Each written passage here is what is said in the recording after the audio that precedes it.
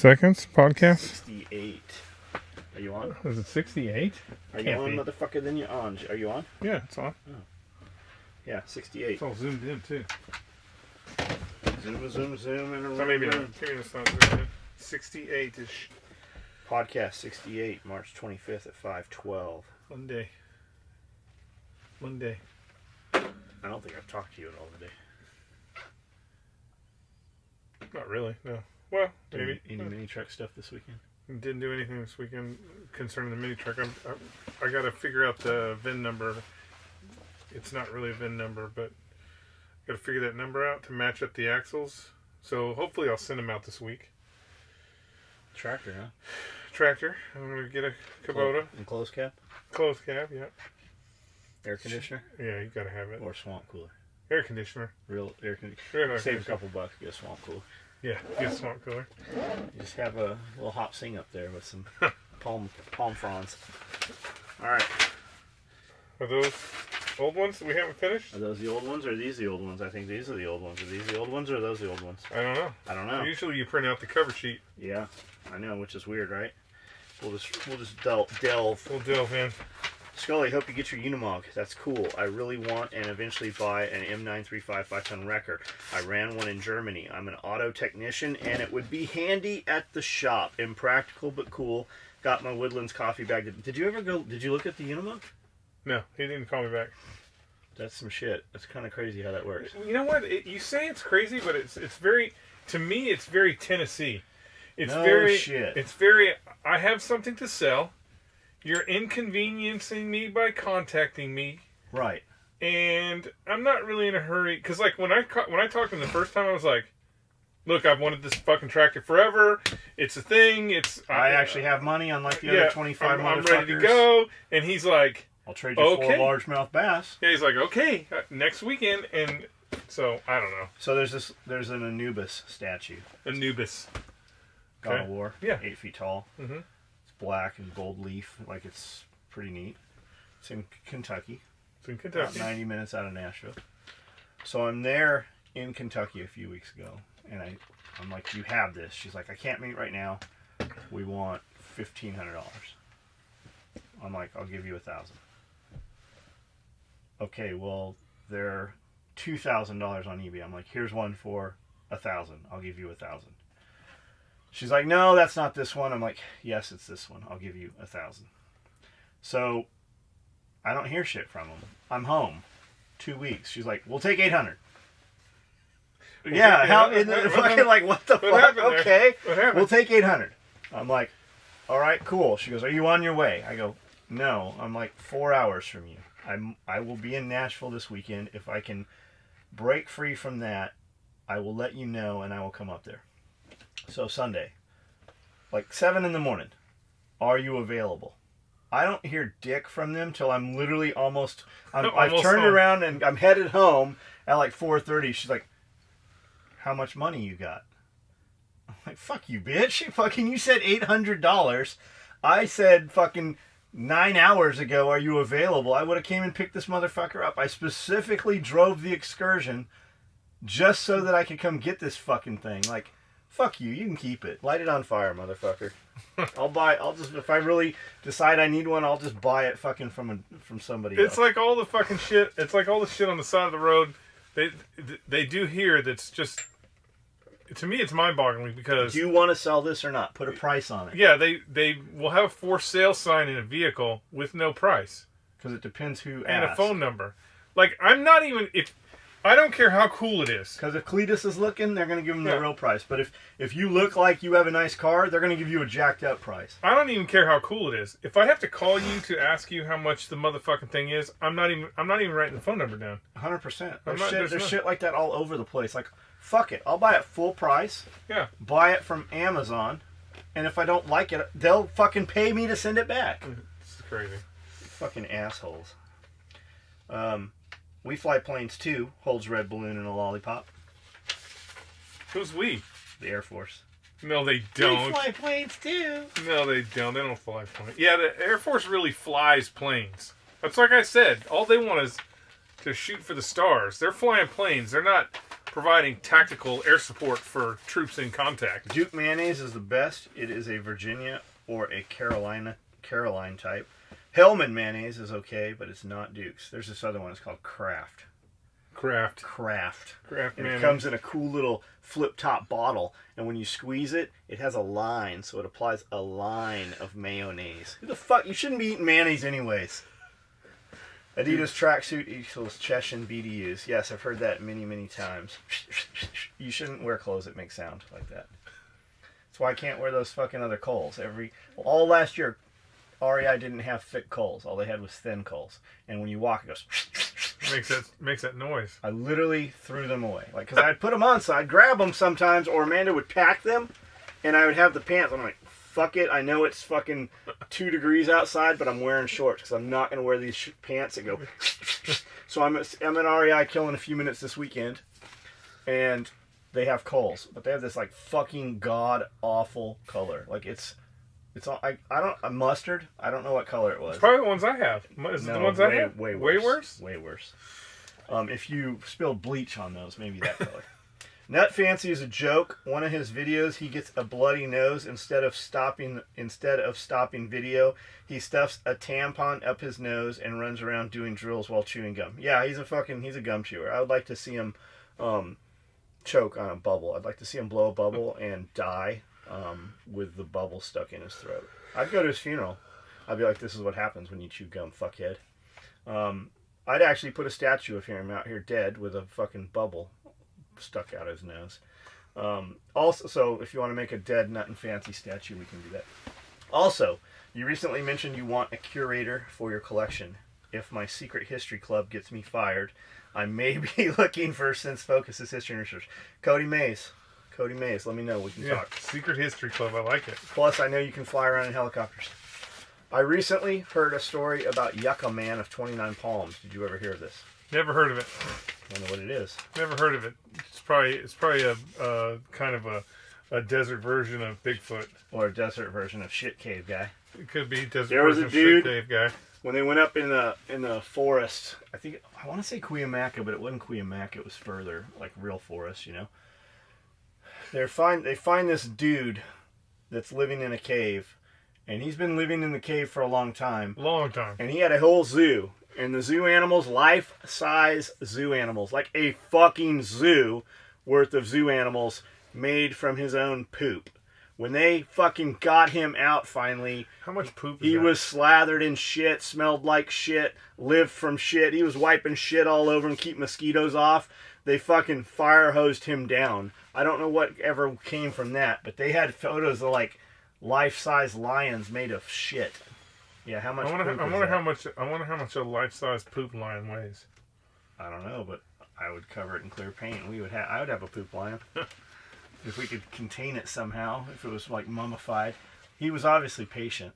Yeah, he had to be real patient. How many poops? I wonder how many poops he collected before he started And out. what was he eating? Are they like twig and berries? Like he's eating like Yeah, a fucking... is it like coyote scat where there's Yeah, like twigs some and fur stuff and in there, shit in some it. fur? Yes, on the comments about farming, I've met farmers. They are busy people, 100%. I only use MeWe for John. That's good, man. Like, you see what I post too, don't you? Like, you get the notifications right away. So like we had a new shirt last week. It was the 556. It's an M4 on the. Actually, it's this shirt. Is it this one? Is that this? That's it. That's the one. It's this shirt right here. I only put it on MeWe. There you go.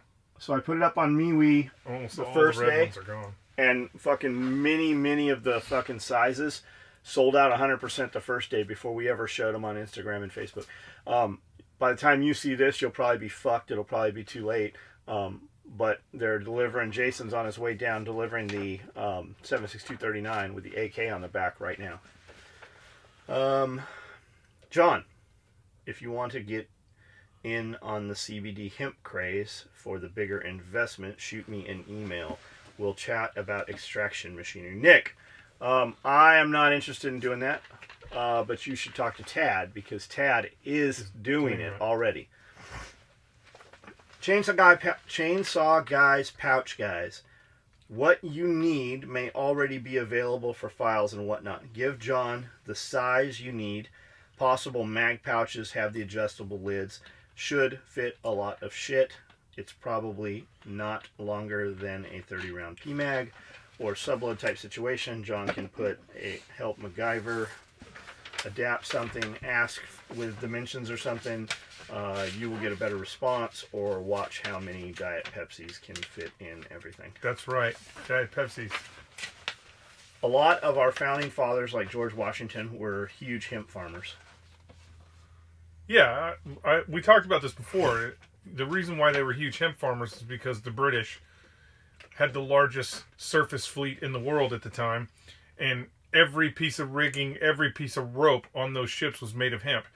Even after the Revolutionary War, like smoke still fluttering over the fucking battlefield, secretly the British Navy was like, "Hey man, can you guys sell us some of that dope ass hemp? We need it for our ships."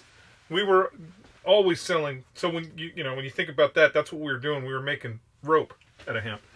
Just watch 62 fun podcast. The problem with getting the A-10 is not finding a pilot. We all want to fly it. The real problem is finding someone typed in the A-10 military AC come up for sale all the time. Skully, there was a guy in that had 15 to 20 tanks. When he passed, his kids sold half to found a museum for the remainder. Yeah, there's a big, super big collection in San Francisco that went up for sale for about 5 years ago. And then there is a guy. See, the issue is there are no M1 Abrams tanks in civilian hands.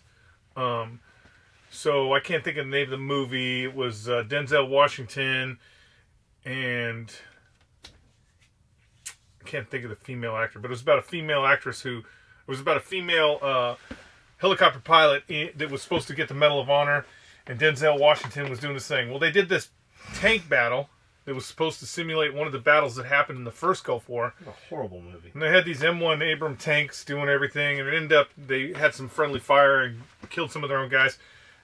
Those were chieftain tanks that they mocked up to look like M1 Abrams tanks. And when that movie was over, they sold them to a guy in Texas. So he got all 10 tanks, and he immediately ripped all the plywood off of them and, started using them as chieftain tanks. So there's just no M1 Abrams that are in civilian hands. But when the Mahdi Army, so the Mahdi Army would be like the, what do they call those guys? It would be like the Minutemen down on the border running around trying to find Mexicans. That's about how organized the Mahdi Army is, and they've got M1 Abrams tanks. So because those vehicles are now in the hands of just regular people in the world, if you could get a hold of one, I don't think they could stop the importation of it as long as, the main gun was fucked up. So there's a possibility that someone could actually go out and buy an M1 Abrams. Just got to wait for shit to settle down in Iraq. NOAA uses A-10s to fly into hurricanes and take readings of the eye of the storm.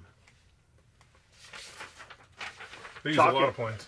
Talking about government screwing us, how about NASA and their $52 million a day budget, and for what? What the fuck are they contributing to humanity besides some bullshit fake pictures of space? I tend to agree. I don't know. I don't know where we're going with it. I mean, here's the thing about NASA in the glory days. So when we really sat down and said, "Hey, this is what we're going to do. We're going to go to we got to beat the Russians into space. We got to beat the Russians to the moon." In the glory days, they came up with all kinds of shit that you use on a regular basis right now. They came up with all kinds of stuff that integrated into society to create a better overall society. They don't really do that anymore. There's not really anything NASA's doing up on the space station that is making life better on Earth. So here's one you're gonna like. Uh-oh. Satellites are a myth. Yeah, okay. John and Skully, I challenge you to find a real picture of a satellite in space. There aren't any. Most communications are ground-based towers or underground fiber optic cables. 100% there are pictures of... Well, that would mean the pictures of the space station themselves aren't real. Well, I believe they're not. But 100% they're satellites. Have you not seen why why we don't go to space. Have you not seen the video? It's like I 2 hours long. So it's all this stuff of like these astronauts on the space station. Dude, it is so fucking lame. It shows them like jumping and doing flips and shit, and they're like, what's this cable here? Why is this cable here? What's this? And then it shows like modern day astronauts are like, well, we couldn't go to the moon because we don't know if we can get through the Van Nuys radiation belt or whatever, and we lost the telemetry. And like, it just has all these press conferences and shit of them all fucking 180 contradicting each other. It's like crazy shit. It's really, here's the thing about our orbital space around this planet. It is amazing that we can even get anything out of our atmosphere because there is so much fucking junk up there. We are a fucking trash planet, and if you look at a trash planet. We are a trash planet. If you look at the planet from an orbital sense, so if you were on the moon, let's go start cleaning it up. Yeah, if you were on the moon and you decided, we'll just take our lasers and disintegrate it. I want to land on planet Earth. And if you're looking at planet Earth and you're like, I want to land on planet Earth, you go, how the fuck are we going to get through all that garbage? I can't remember the amount of garbage that's floating around in space, like anything from a bolt to a real satellite. It's just tons and tons of garbage that's just orbiting around the planet. Surprised we haven't had a major issue where I think the space station's been hit. Yeah, something. By something small, but nothing serious. But that was in a studio, so. Tom Hanks fixed it. The A-10 probably will be the first plane on a foreign world. Best bet for success. Yeah, A-10's the heat. Skully. Oh, Skully. 100% correct on weed workers. Northern California went Teamsters Union United Cannabis Workers. No bullshit. Easily Googleable. So, hey, go up to Northern California and throw some weed. $85 an hour. California just put out a thing. California Department of Justice just put out a thing there. They are mobilizing a special task force. And what is that special task force job? To go after the illegal weed trade. The illegal weed trade. Yeah, because they're losing tax money. Skully, what's up, fuckers? Hope all is good. Just seen an Instagram post of Trump showing a map of the decease of ISIS-occupied territory from the day of his election to the... Yeah, I saw something on CNN last week that said, by midnight tonight, there will be no more ISIS. What are your thoughts on this? Will it last? Fake news. Also, John, have you thought about Skully reading off questions for a podcast so he can see who reads better? We know he reads better. No, I don't. I saw this morning, the whole time I was in the gym, because I between sets, I take a drink of water, I go look at the TV for a second, and I say, it's just timing. That's all it is. It's timing for between sets. And the whole time I was in the gym, all 90 minutes this morning, all that was up there was, Mueller says there was no merit to the investigation, nothing. So, what are they going to try? They're going to jam him up now? Like, this whole investigation was Mueller's fault, so we're going to put him in jail, and on the way to jail, they're going to kill him? Now they're saying that, yeah, there's just... The Democrats have to grab at whatever they can, because when you for the last 2 years, they have been talking about Mueller is going to, that's the thing. When Mueller comes out, we're going to impeach the president.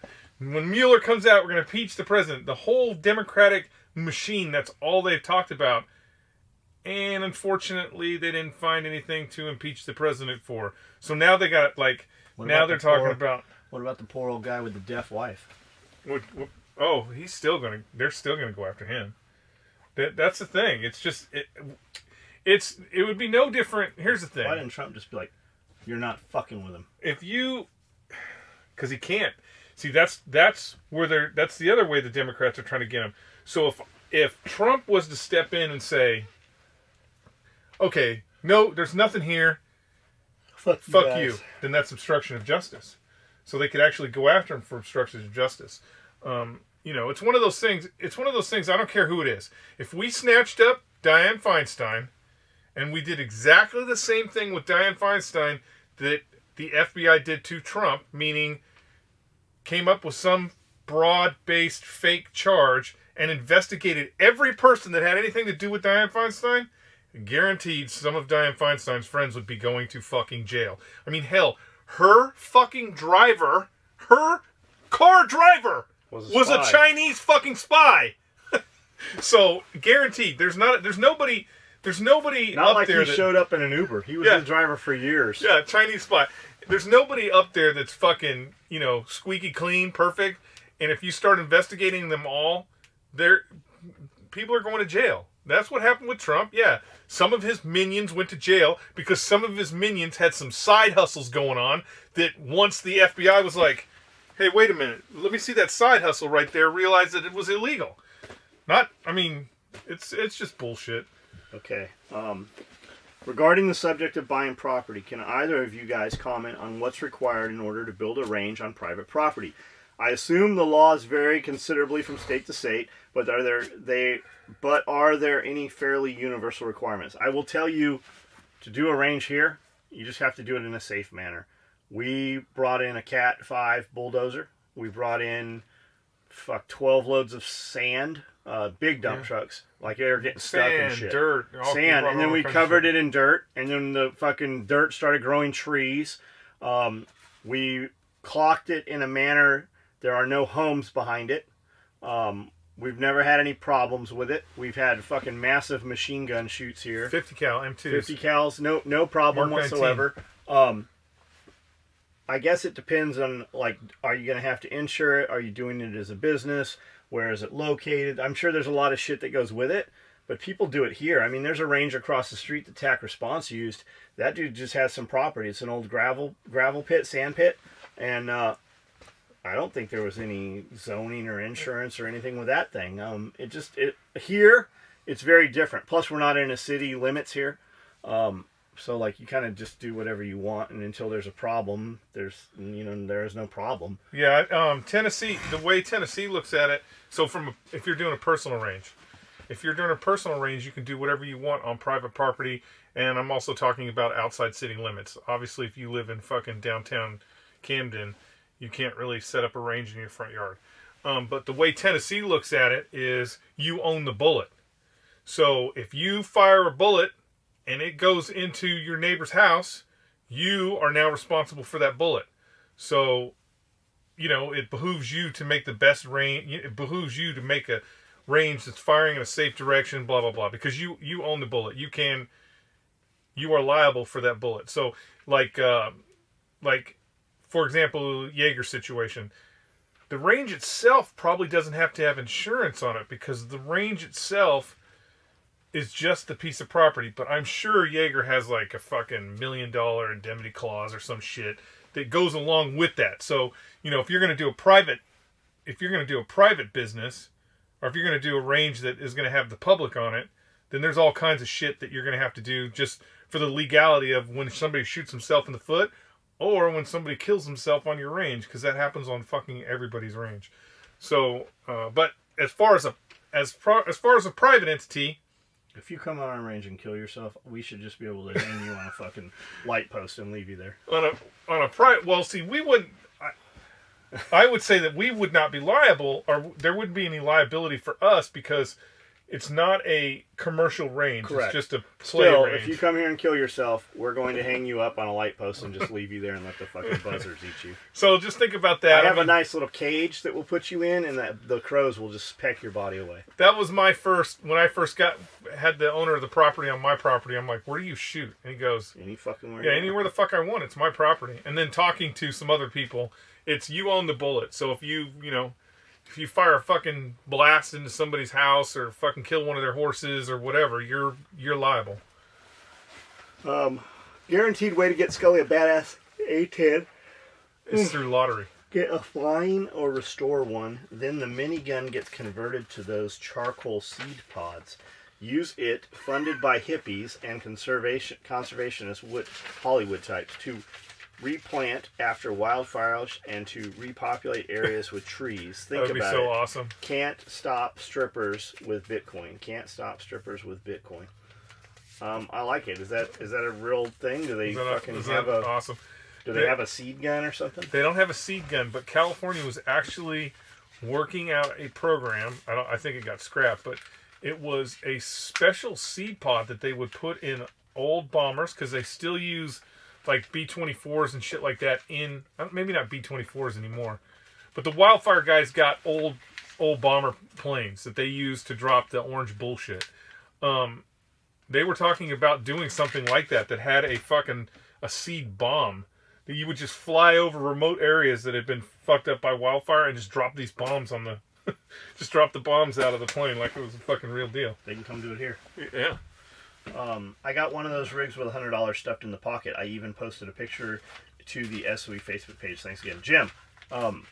Yeah, and Little Asshole said that you worked here. Like it was amazing for a long time. When somebody would say some positive shit about SOE, they would say it was me. It was my fake account. Like the amount of people posting shit about SOE that was good, I could not physically have fucking made the fake accounts and posted that shit. It was Russians. We got Russian collusion. We have a phantom shitter at my job. This motherfucker will drop solid 12-inch turds in the toilet and just leave them with no toilet paper at all. They also sometimes take them on the seat or floor. Yeah, there's dudes at the gym that do that. And we walk in, the gym opens, the door unlocks at 6 o'clock. That means that it's somebody that is in there that fucking did it. Fucking pieces of shit. Phantom shitter usually, on an onboard ship, the phantom shitter usually never leaves it in a toilet. Like, that's not even considered phantom shitter. That's just an asshole. Phantom shitter leaves it somewhere where everyone will walk by it. Guys who can't think or never owned a fucking pager are the ones who can't figure out what 503 stands for. I hope some people are joking when they ask, or are high on recycled bong water. Thanks for the awesome podcast. I don't think you know what 503 is. Yeah, I don't think he knows. 503 is even, it's not the area code. DeWalt versus Makita. What about Milwaukee? If you want to farm hemp, you need a combine. Huh. A Milwaukee. Milwaukee. You can get them at Walmart. I don't know if a combine works for hemp. This dude has a John Deere. I'm sure he fucking knows. His picture is a John Deere picture. He's probably because they said everything I know is you have to in order for the CBD oils and shit, you still have to pick the buds by hand. But who knows? Maybe I'm wrong. Federally passed reciprocity is literally never going to happen. Constitutional carry states can always have the option of issuing a permit anyways. John, take fighting pistol with a cap and ball revolver. Talk about making haters. I can't. Despite popular belief, cap and ball, a firearm federally is considered anything that uses an explosive propellant. Cap and ball uses explosive propellant. No black powder. It has to be compressed air or electric. Hey, Skully, do you have any idea where the origin of staff NCO saying it would behoove you? I feel like some guy was taking college classes at night and learned some new grammar. Showed up the next morning chewing ass, mixing smart guy words with a freaking dragon jargon, yelling it's spread like wildfire. Yeah, I don't know where it came from. You think that there is like once you cross over to the staff NCO world, you are actually in a new club. It's totally different than anything else before, but it's exactly the same. So it's really weird because you cross over into this secret society. It is a secret society that there are all these things within the secret society that no one will tell you about the secret society. It's pretty interesting when you and there's levels. There's definitely levels. There's definitely levels. I can never understand it's like 45th Freemason. For example, when a battalion sergeant major is fucking kowtowing to a regimental sergeant major. Like, I can never understand any of that stuff because it's like, motherfucker, we're both sergeant majors. You can't get me more promoted. There's no more promoted. Outside, once you pick up sergeant major, the only thing after that is just bullshit positions within okay, so what? You were the division sergeant major. Who cares? The division sergeant major doesn't do shit. The regimental sergeant major doesn't do shit unless the whole Marine Corps goes to war, right? The reality is the only sergeant majors in the Marine Corps that are fucking doing anything are battalion sergeant majors, because the battalions are deploying forward and fucking being in a combat zone. Even when the regiment goes over, regimental sergeant major ain't doing shit. He's sitting in there with the fucking regimental commander going, "What do you want to do today? You want to go to the gym?" "No, I don't want to go to the gym." Those guys are old. They don't go to the gym. Yeah, I mean, it's just, I know some sergeant major's going to be like, well, I know, hey, Sergeant Major Booker, I'm not talking about you. I know when you took over fucking Afghanistan, all the Afghans were fucking getting killed and shit, and I know you fucking did some shit over there. But I'm just saying, in general, you know, when I first came in, here's the thing, when I first came in, sergeant majors were the fucking shit. Like the shit. If a fucking and I don't care where you were at. Could that not be just that you got older? And no. The sergeant major mafia back then was, I seen it happen, where a sergeant, all a sergeant major had to do in those days was like this. Boop, boop, boop, boop, boop. Yeah, this is what's going to happen. This is what you're going to do. Roger, sergeant major, we're going to handle it.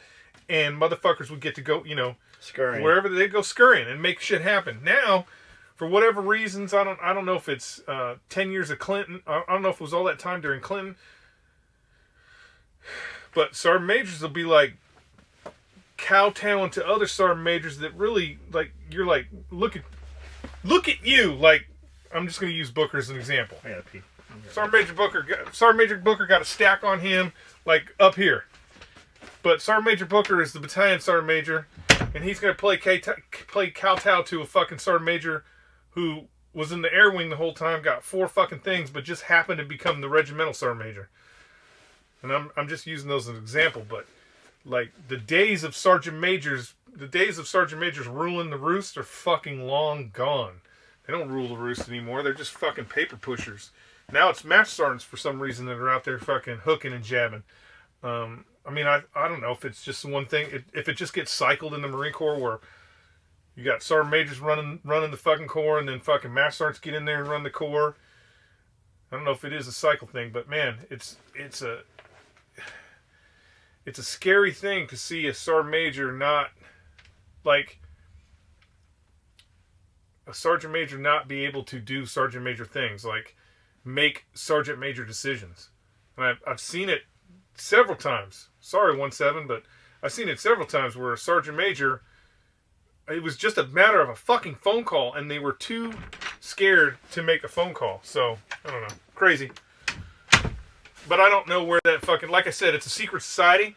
When you go to supply, you're like, hey, staff sergeant, go down to supply. You get your secret society stuff. You get you're supposed to get a cape. Yeah, you're supposed to get a cape. I never got my cape. You're supposed to get a Val pack, which is this fucking piece of luggage from the 60s, and a watch from literally before World War II. This thing had like a sundial in it, and it was fucking plastic. Those are the things that staff NCOs are supposed to get. Is that bullshit? It's 100% true. You go down there and you get this fucking kit. Did you get it? I got the watch, and they're like, we're out of Val packs, and I've never seen the cape. And I'm like, I don't care. They just told me to come down here.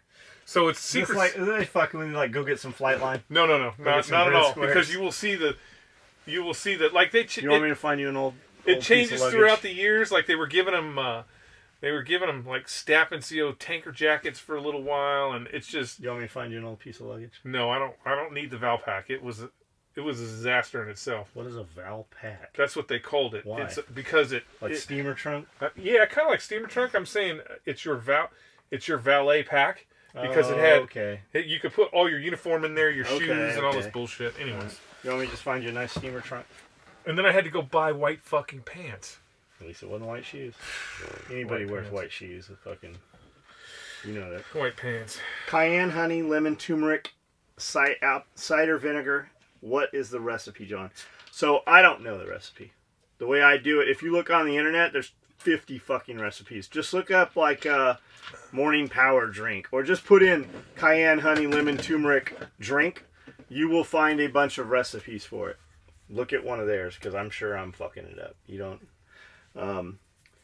Meeting with the governor of Ohio tomorrow with my wife, Liberty Chick. Wish us luck. The senators on the 26th and April and 8th of on the 26th and 8th of April. Screw writing letters, man. We are going straight to their faces. Sad you have to almost threaten the ones who run the state and the ones who represent us to get any kind of meeting with anyone from their offices. The funny thing is, after a month of calling and emailing the Republicans, I emailed the Democrats and had an appointment in 2 days. Made a YouTube video saying that this is the reason the left is winning, because they make sure to meet with everyone and do it quick. I swear, not 2 hours after posting the video, I was emailed with the meeting dates and times for the Republicans. Big Brother is watching, people. Or it was just a fucking coincidence. It was not a coincidence. We will stick with the earlier for dramatic purposes. Did you all hear about Missouri? They pushed a law through the Senate to ban all federal Second Amendment laws, including NFA. It also makes any federal agent who tries to execute a federal Second Amendment laws in Missouri subject to arrest. Missouri is the new free state. How tall are you wanting your watchtowers? Steel or wood? How big are platforms and rooms up top? I really don't know. You should come tell us how big we want the watchtowers. I want to be able to see over the tree line. I want to be able to see everything around me. I really don't know what that answer is. As far as wood or steel, it's going to come down to dollars. Probably steel. I mean, wood probably be cheaper. A lot. Maybe.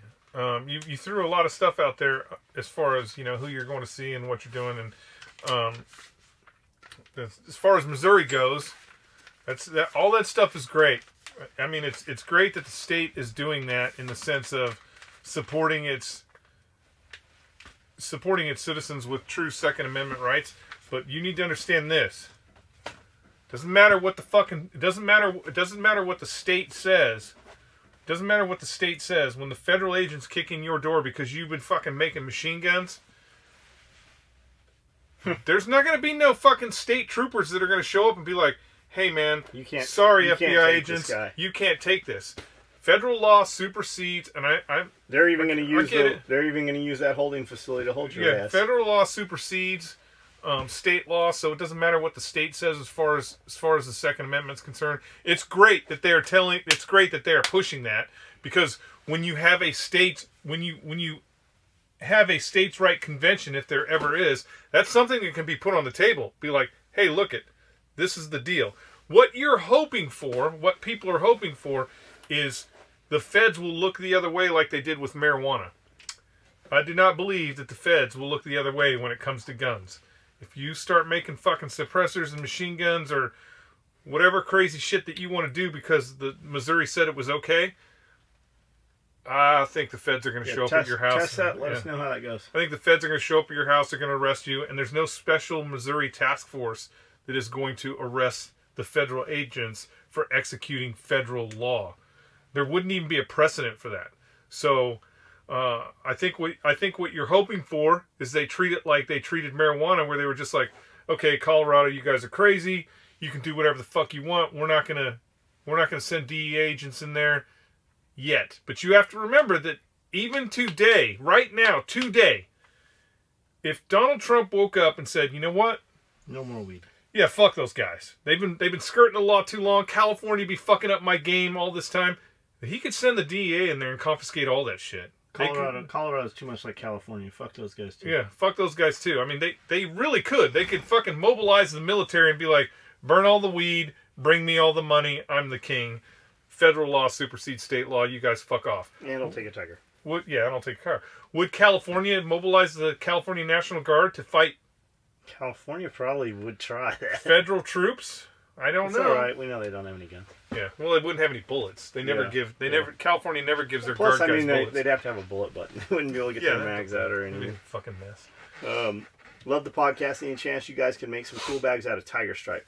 No. When we tried to get Tiger Stripe, although I feel like I saw some, when we tried to get Tiger Stripe to do something for Dump Box, we couldn't get it. We were only able to get BDU material. Nut Fancy is not on Facebook. It's a fake dude. How can this be? There are 4 comments and only 1 like. I'm the second one to like this. Some of you fellas kind of dropped the ball. Yeah, you see that quite a bit. People don't know sitting in my chairs, farting in my lawn. Oh, gotcha. That shit was funny. Hashtag. Apple sucks. I only use Samsung Note Android, and I am currently using a Note 9. That's what I'm on too, is Note 9. And will upgrade to a Note 10 at the end of this year. Great podcast, guys. Keep up the great gear and videos. Right on. Hey, John, just wondering, what is your honest opinion on Condor gear? Is it decent material, being that it's Chinese made? I asked because companies like AR500 have bundles with their plates and plate carriers, and Condor is one of them. Plus, I think I remember Jaeger did a video on AR500 plates and Condor rig, and he was impressed, but I would like your thoughts. I haven't seen Condor gear, and I literally have not put eyes on a fucking piece of Condor gear in 6 years, 8 years. Fuck, I have no idea at this point. Back in the day, forever ago, they were using what looked to be real material. I mean, it was sewn better than a lot of the... I never fucked with it. It looked better than a lot of the shit that's being made in the United States. Other than that, I don't know. It looked way better quality than Maxpedition. Maxpedition stuff was fucking trash. I'm like always amazed when I see guys talking about it. You can always tell like the beginning boat buyer, because he's got a bayliner. Like, oh, first boat. That's kind of how tactical gear was. Maxpedition. Oh, first tactical gear. First piece of tactical First gear. Walmart or Target. I don't even, and the truth is I haven't seen any Maxpedition gear in fucking, I don't know, 6, 7, 8 years either. We're so busy building our shit, I have no fucking idea what those guys are doing. What little Condor makes in the U.S. isn't horrible and is better than their China or Vietnamese. You seem to know a lot about it, Edwo. Why don't you just buy some fucking SOE shit? Maxpedition is also, the owner of Maxpedition is also named Ed. Really? Yeah, I thought it was Edwo, but I might be off on that. Why would China, Vietnamese made stuff, but not something you want to use if it may make a difference in whether you end up above ground or in the ground. It's probably better than the issue stuff that the military is getting issued. No. Your Lighthouse Industries, Lighthouse for the Blind, all that shit. All our pouches are from Eagle. Whose pouches? All the Marine Corps pouches.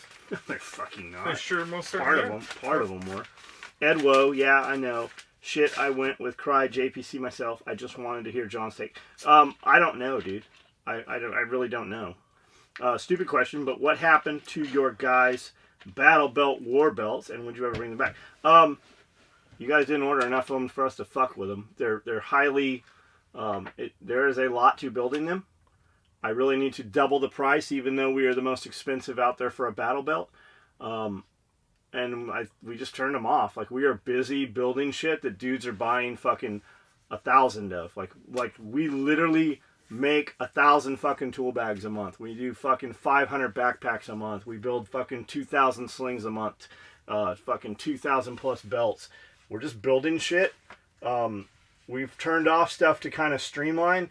Labor has always been our thing. So if it's not a fucking I like purple fucking tool bags. Purple fucking... toiletry bags. We sell, like, I know guys talking shit, but fuck those guys, those fucking retards only make shit in pink and purple.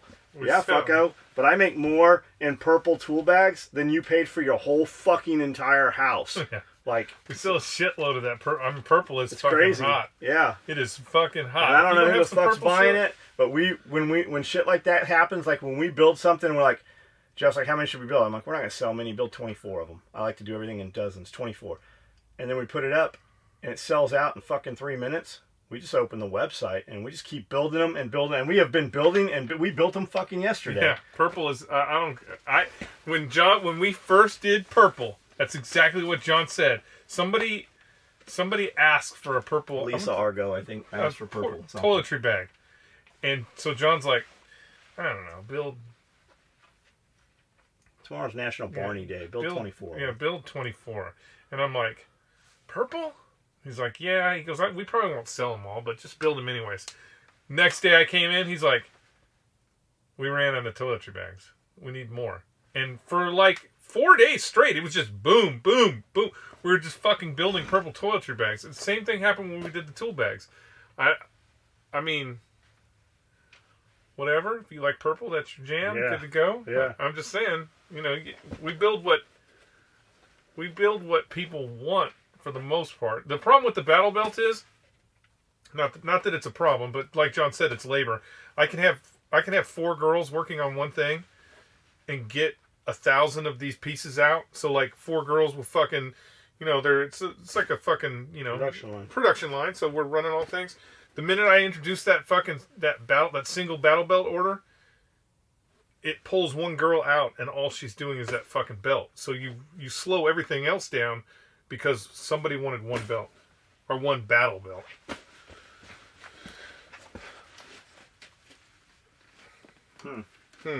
Some interesting PMs here. Stupid question, but what happened to you guys' battle belt? Dude says I got one for Black Friday. I have Edwo said he got one on Black Friday. I have an RPM fab rack on my Forerunner, and I love it. It's very similar to the Prenzu rack. Steel mounts with aluminum T-slotted crossbars. It's flat rack, very customizable. That's cool. The Rhino one's pretty fucking cool too. For the Forerunner, that's that dude we looked at all his shit pretty in depth. I like that one. I'm not sure who RPM is. Voodoo, KB Voodoo has a modular aluminum rack system out now that doesn't rust because it's aluminum, and that shit's really cool. And he has the pegs that come out the sides, so you can put mountain bikes and shit on the sides that are pretty fucking cool. RPM might be the most cool shit in the world. I'm just not off the top of my head. I'm not picturing who that is. John, we have always had crazy bitches. The scale goes from 1 to 1, I need a duvet cover for my bed to sleep, to 10, batshit clock tower shooting random people. My ex-wife was a 13. There's some crazy bitches out there, that's for sure. Yes, there are. You need a crazy bitch, and then you need to keep her sedated enough that she's dealable. Like that'd be good. Like the pussy would still be great, but she's not. You don't have to worry about her killing one of your pets while you're asleep. Wow, you can actually see the exact moment Skully's hair stands up when John says there is no Marine Corps shooting anything right now. Marine Corps is the only one shooting people his nipples lactated. They're still lactating from that. Marine Corps is the only one shooting people right now. Yeah, but, only one. Yeah, even the SF guys are. MARSOC's not really Marine Corps. No, MARSOC. Come on now. They're actually talking about disbanding MARSOC. I knew that was coming, boys. The Murgatroyd. What brand mini truck? This is another podcast right here. This is the most recent. Well, one went up 3 minutes ago before we came in here. Suzuki Samba. You have a Suzuki Samba? Uh-huh. I thought you said it's a Honda. No. Suzuki Samba. You're dead to me. No. Who would have a Honda mini truck? That's not even like a real thing. It is. The Honda truck is the truck that they came out with and sold in the United States was like maybe 6 inches bigger than a mini truck. What are you talking about? The Honda truck. They actually came out with a Honda that truck. Stupid fucking no. That thing's retarded. That's almost as retarded as an Avalanche. Almost. It's like, yeah, almost except it's way gayer. What brand mini truck do you have? Found a local place that imports them. They have Suzuki, Honda, Subaru. 4,000 to 9,500 depending on options. Dude, you could buy a real fucking truck for that. Like you could buy a real truck. I got pretty lucky with that Samba. It's I just got lucky. It was in town and it has the most leg room out of all the mini trucks. Some have dump beds, lift and gates, it's got a dump bed and too. Even extended cab ones. Some lifts and ATV wheels and tires also. What'd you pay for that thing? Like what did it cost? $4,000. And it has a they have some that are fucking. They actually have minivans, which is fucking. I really want one just because it's so funny. But so did it? You should make a mini garage to put it in. Yeah, a little tinny mini garage. What did it curb your desire or need for like a razor? Oh yeah, it totally did. So you don't need a razor anymore. I mean, it would go everywhere our razor goes, just not as quick. Yeah, it would go everywhere the razor goes. It's like, just imagine. Would you bring it out here and run the track with it? It's probably tear it up. It's kind of not that kind of vehicle. Yeah, it's more like a Ranger. I would say it's like your what do you got out there? The Grizzly. Yeah, it's like a Grizzly. I have the whole bear family. It's like a Grizzly, with a cab. I got a Kodiak. Windows that roll up and a radio that turns on. I need to get a polar bear. They don't make one. They don't make a polar bear? Polaris doesn't have a polar bear? Come on, Polaris. What are you doing? I'm going to have to switch over to... I feel it right now. That's Yamaha. Polar bear... Yamaha? I'm thinking... Yamahas out there. I'm thinking Polaris 1200 polar bear. The Polaris 1200 polar bear. Get on that, Polaris. Polaris, their big 800, back 10 years ago, had hooks so they could airdrop that bitch. Had hooks sticking out the top like I want to say they still use them. Yeah, I'm sure they do. Air Force power brakes, power steering. Air Force still putts around on four-wheelers like it's cool. They're 880 now. Everything's thousands. Yeah, they got fucking Razor motors in them. Hey John, heard you talking about skulls. Meant to put this in comments before. Check out Jay Ferguson's 1025 on Instagram. She does incredible badass with skulls. Sometimes painted, a lot of times with beads glued on crystals. Love the podcast. Should be there on the 29th. Would definitely stop by and say hi, Max. Right on. Jay Ferguson, actually, she comments on my Instagram page every now and then. I've shared several of her pieces. Beautiful work. Very, very cool. Like, I could not imagine the patience she has to sit there and glue these tiny-ass beads, because she's doing big skulls, like fucking cow skulls and shit. It's pretty... She does a lot of other cool shit. Definitely check her out. It is j.ferguson1025 on Instagram. Tell her we sent you. The Murgatroyd. Are the factory razor roll cages good to go, or do you have better ones put in? They're good to go until you roll over once. Then you should probably change it out. We have been very, very lucky. But yes, you want to put a better cage. Now, when you put a cage on your razor, you can get a cage from like Racer Tech or Holes Racing. Kind of no frills, just straight race cage for $1,600 or so. If you look at UTV Inc., if you look at any of the big companies doing that kind of shit, you can also get a $4,000 or $5,000 cage. And then they've got, like, if you look at Sand Cars Unlimited and shit like that, they got some fucking cages on there that make your fucking razor look like it's not a fucking razor. It literally looks like a fucking Class 10 race car. And it's got aluminum decking and fucking hatches and, like, crazy shit. You can go as expensive as you want to go. But yeah, you should definitely, and there's other, you can also add, you can take your stock cage and add V-bracing to the windshield, add bracing into the doors. A lot of your race cages, though, the doors will not open. So it just depends on how safe you want to be, how much money you want to spend, what kind of weight you want to add. There's a lot of shit out there. Then there's also bolt-on kits that just have, bungs and brackets with 3 bolts on the top, 3 on each side of the bar, and you can add V-bars that way. Dragonfire Racing, fucking great company, and they make all the bolt-on shit, so you can definitely make that car more rigid and keep that stuff from collapsing. We have been very lucky, and I mean, we flipped those cars end over end and shit, and we've got those same fucking tweaked cages on them. So when you and Cody crashed, you didn't change the cage? That's the same cage? That's the same cage. It took it took a little stretching in one point to finally kind of get it back on there, but it's on there.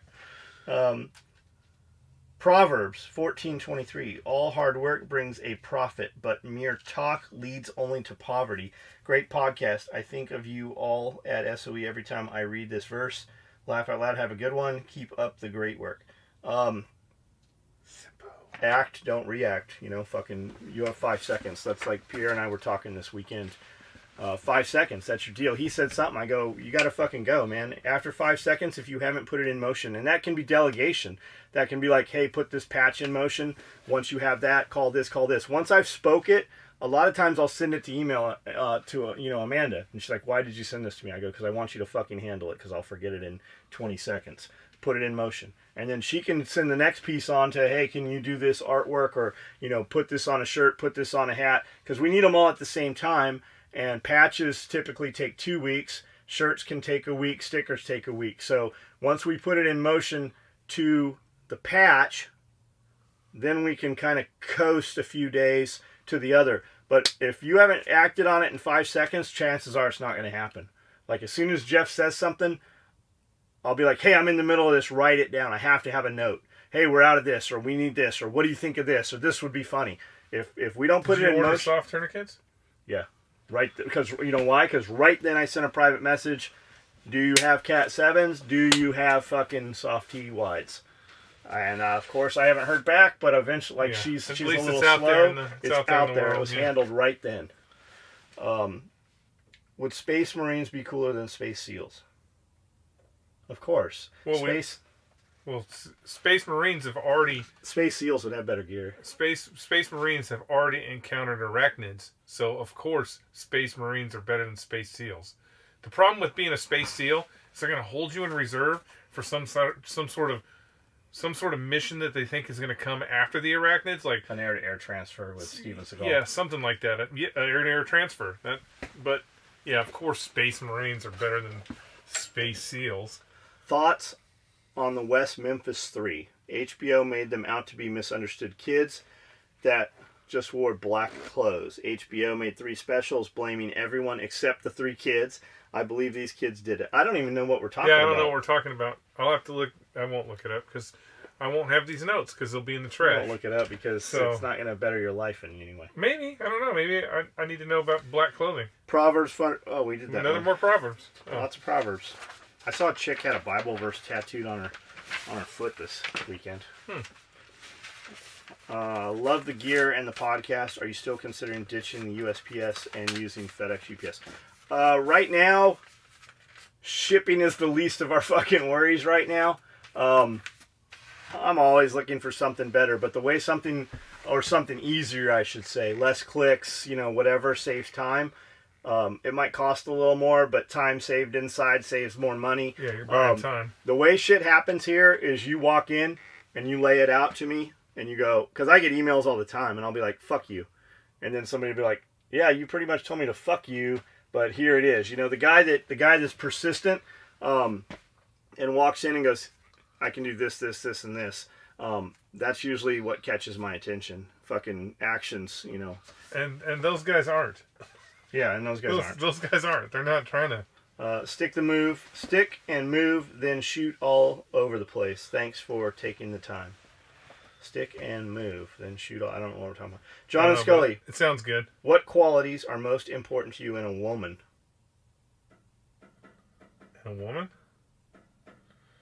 She knows how to make a good sandwich. She keeps her mouth shut. Shakes her head yes. Even when she disagrees with me, she never says it in front of anybody else. I don't know, man. I've been with Amanda so long at this point. Yeah. Even before Amanda, I was still with fucking Amanda. I mean, off and on. Yeah, I don't know. That's a loyalty. Amanda said, Amanda, I'll go anywhere you want to go and I'll do anything you want to do, however you want to do it. And, pretty much no matter what the fuck it was, she was there, for any of it. I feel like though that John's 100% right. Amanda is if John said we're going to a cave in Alaska, he's like we're gonna learn how to parasail. Amanda would be like okay, and she would be looking at all the parasail shit and all what kind of cute helmet she could she has no problem transitioning at all things. The only thing where I've ever seen Amanda be like, hell no, that ain't happening. Alaska. Is John always says, we're going to go to Alaska and live in a cabin. I feel like you got to prank her at least once and be like, hey, I got these 2 tickets to Alaska. We're going. Let's go. Pack your bags. She wants to go to Alaska. She just thinks that... I think she thinks it's a game. I won't really move to Alaska. Because that's the only time I ever hear Amanda be like, Our manufacturing capability couldn't be any worse than Alaska. We could have them old Eskimo women just chew the fabric up with their mouths. Yeah, I mean, I'll bet you... Make some whale skin It would be interesting to see what kind of manufacturing you could get, because... I'm sure we could get all kinds of grants up in Alaska. I bet you could, yeah. We'll start moonshine in Alaska. Moonshine. Any chance of having Lance on the podcast? Lance will definitely be on the podcast just whenever Lance gets here. We're all fucking busy, and Lance has kids and stuff. Yeah, it's got kids. He got some other stuff going on. John and Skully, have you seen or talked about the Sherp ATV? Are we talking about the Sherpa? That 2-wheel, Rokin thing, the fucking 2-wheel drive motorcycle? Saw them on YouTube and thought it would be cool wrapped in SOE. Keep up the great podcast. I've been a customer for a few years now. Proud to own belts, apron, gas cans, slings, cocks, pelter wraps, wallet, knife pouch, and probably more stuff that I'm not thinking of. Your belts are the only gun belt I recommend to my customers. Thanks, Zona Holsters, at Zona Holsters. Thank you, Ken Schmidt. I'd like to get y'all's thoughts on this. I keep hearing this noise about New Zealand's gun ban. I'm worried the politicians here, thinking it was easy for them, Americans aren't going to give up their firearms easily. I don't see that happening like in Texas or Tennessee. Okay, well, here's the thing. Keep watching the news. Pay attention to what's going on. Just because she said that that's what they're going to do, so far New Zealand's had 35 guns turned in. And New Zealand has had more phone calls about turning guns in from the United States. They actually turned off their 800 number. They actually had to close the website because people were pranking them. People were trolling the shit out of them about where I can turn my airplane in, my anti-tank gun, trolling the shit out of them. So it'll be, I mean, the reality is if they have the intestinal fortitude to push forward, they could probably get something passed. And then it's just about enforcement. At that point, it becomes about enforcement. So what you really need to do is, if you live in New Zealand and you believe that, you know, the one thing that saved everybody at the second mosque was the fact that at the second mosque there was somebody with a gun, and that's the only way you can actually keep yourself safe. If the police can't show up for 30 fucking minutes, then there is nothing not having a gun does for you. So you need to go and speak your mind to your representatives, and you need to get that shit nipped in the bud. The problem with having a woman PM is she is speaking strictly from an emotional point of view, and that is why you had the call to prayer on your fucking national television broadcast, and that is why she's running around with a burqa, because she's strictly going from an emotional point, not a logical point. So, you know, get out there and stomp your feet on the street and let them know that you're not going to give up your guns, if that's what you want. If you want to give up your guns and you want to be sheeple and hope that hope that the police will show up on time, or hope that, you know, the next terrorist attack won't be at your church, then give up your guns. West Virginia, wild and wonderful, like your mom. During the shale boom, I made stupid money hauling things and working on drilling and service rigs. The Trans-Allegheny Lunatic Asylum near Buchanan is neat, but otherwise, fuck your Mountain Dew, fuck your bologna sandwiches, and fuck your pregnant 12-year-olds. Who is he talking about? I don't know, something in West Virginia, maybe? I think he's telling us, fuck your 12-year-olds, fuck your... I don't think so. The Trans-Allegheny Lunatic Asylum is neat. Because that's not here, that's there. Yeah, fucking yeah. West Virginia and Wild and Wonderful. All right. I highly recommend the Dangerous History podcast. There is so much good information available there. The series about the Civil War was very interesting. You listen to that, don't you? Not the Dangerous History podcast, Maybe but Amanda does. John, you often mention a time when you were only using cash, waiting on society to collapse, etc. What sent you down that rabbit hole, and what brought you back? I feel like it's a subject a lot of people here probably think about.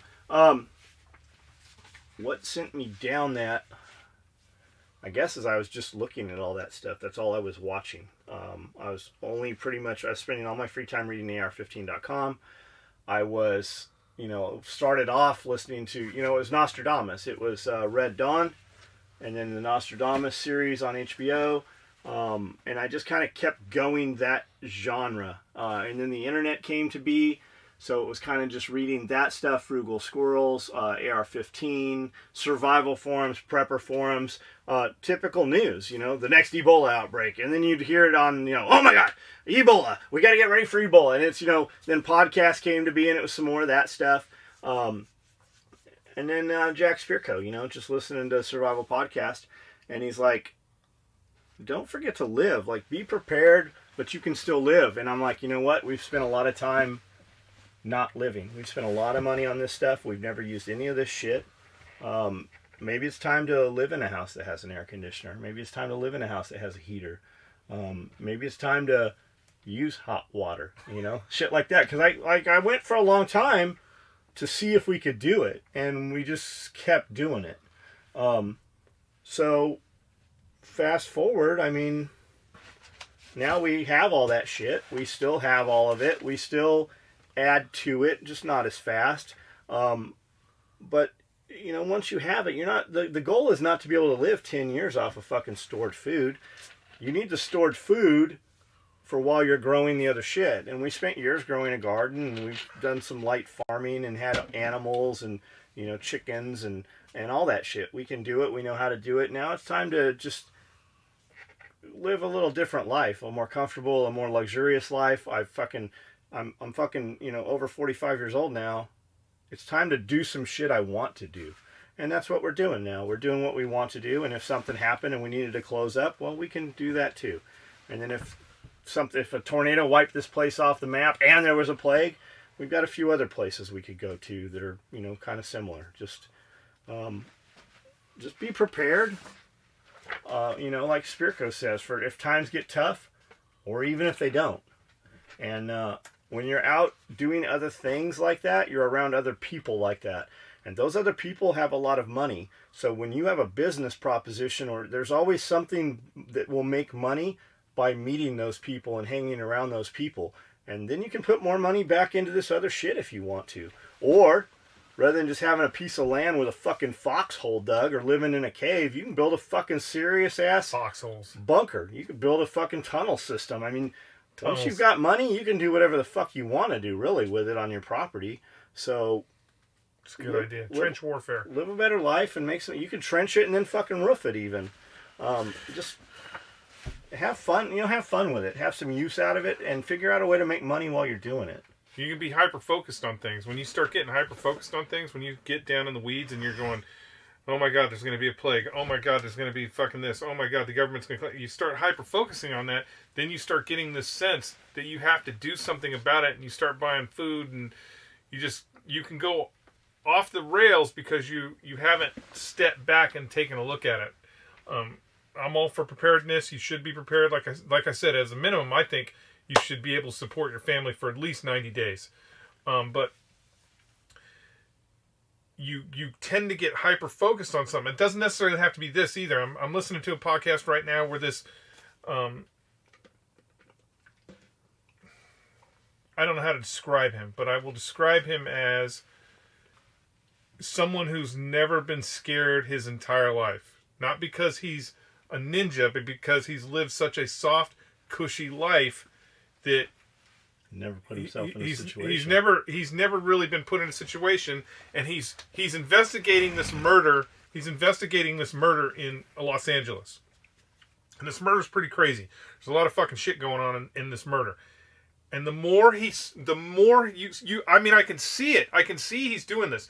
The more he fucking hyper focus on this crime, the more when he is talking personal stuff, he's talking about personal safety, and he's talking about, I got to get all these cameras for my house because this is the crazy world we live in.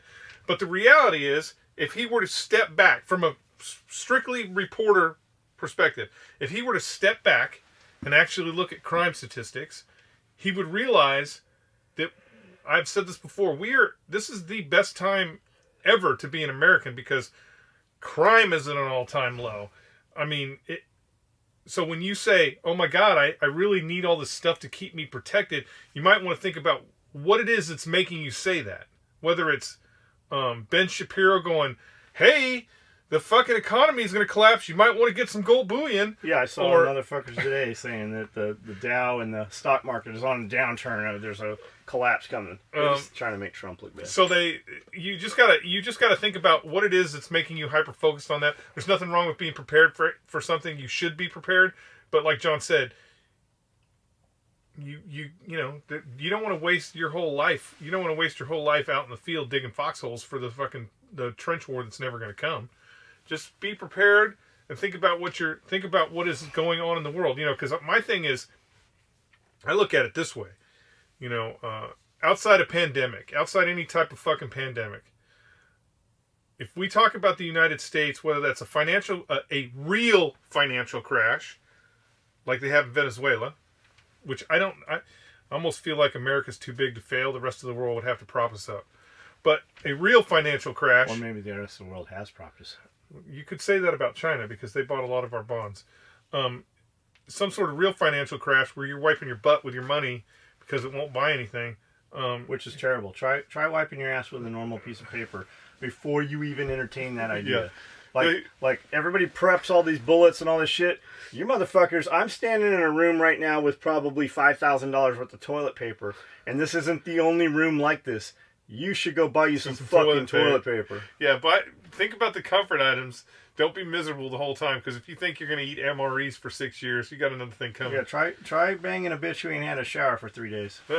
But you just got to be kind of prepared, but just don't get hyper focused on it, because none of it, like tomorrow. The reality is, tomorrow, if the United States collapsed tomorrow or next month or whatever, all bets are off. Like unless you